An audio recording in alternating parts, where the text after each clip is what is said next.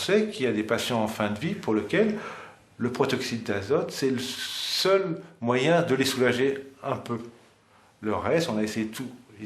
On a beau leur donner des morphiniques puissants, des anxiolytiques, et ben, on n'arrive pas bien à les soulager, tandis qu'avec du protoxyde d'azote, ils vont être un peu mieux, voire mieux.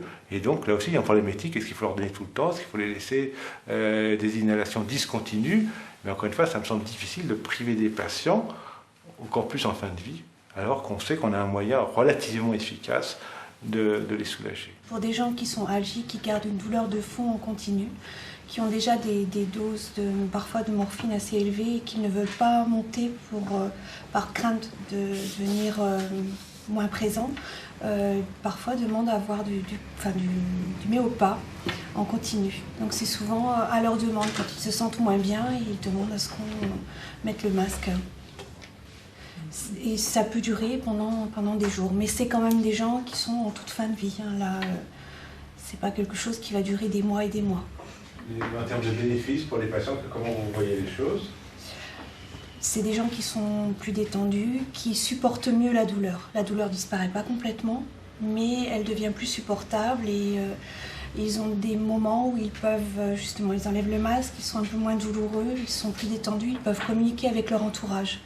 Et puis quand ça redevient pénible, ils redemandent le masque. Je suis un peu partagée par rapport à l'utilisation en continu et à très long terme dans des phases d'accompagnement et de soins palliatifs, parce que je me demande dans quelle mesure il y a un moment où on ne demande pas en fait, au produit de rassurer ou en tout cas d'apporter cet accompagnement et où le produit ne se substitue pas à un accompagnement humain.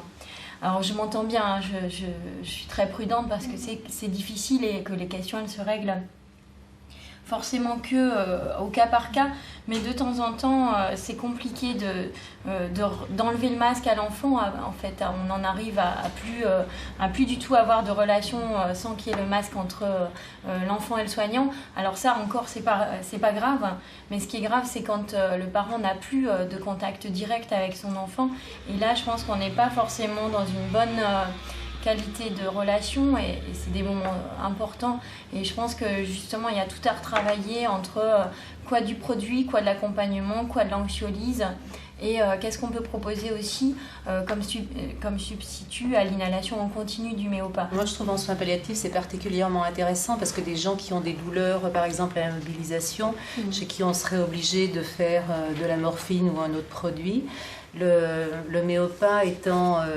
quasiment tout de suite éliminé, ça permet justement aux patients de pouvoir communiquer avec la famille, et dans ces moments-là, c'est vraiment des instants à privilégier parce que bon, l'élimination elle est quasiment immédiate. Moi, j'ai jamais vu en continu, mais laisser la bouteille dans la chambre pour un patient chez qui on va l'utiliser pour une toilette, une mobilisation, enfin pour tous les petites mobilisations, c'est vraiment intéressant, quoi. Par rapport justement à la récupération, à l'élimination du produit.